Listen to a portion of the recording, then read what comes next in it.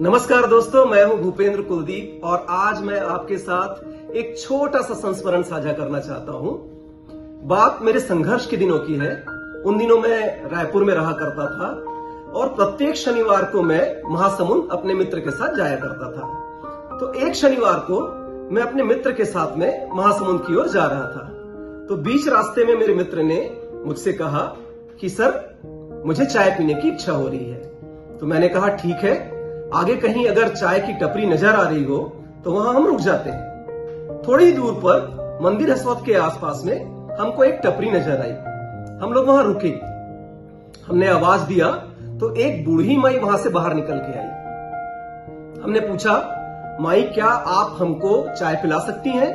तो माई ने कहा कि बेटा दूध खत्म हो गया है तो चाय तो मैं नहीं बना पाऊंगी। तो हमने कहा कि माई आप काली चाय ही पिला दीजिए। तो उन्होंने हम दोनों के लिए काली चाय बनाई और हमने बड़े आनंद से काली चाय का मजा लिया। जब पेमेंट करने की बारी आई तो मैंने अपना जेब टटोला तो उसमें 100 रुपए का नोट था।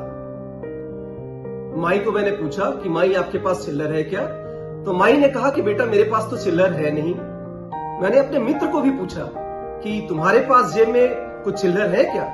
तो मेरे मित्र के जेब में तो पहले ही कई दिनों से हड़ताल चल रही थी। उसने भी ना कहा और पैसे तो देने ही थे हमको।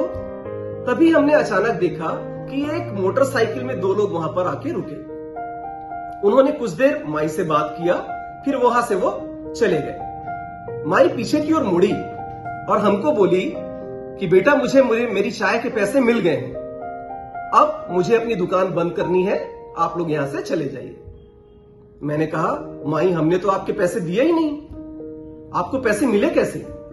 तो माई ने पूरा वाकया हमको सुनाया।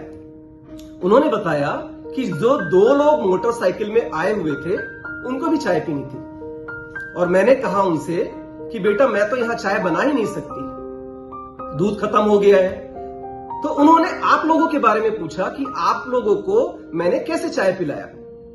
तो मैंने उनको बताया कि बेटा बिना दूध के काली चाय मैंने उनको पिलाई।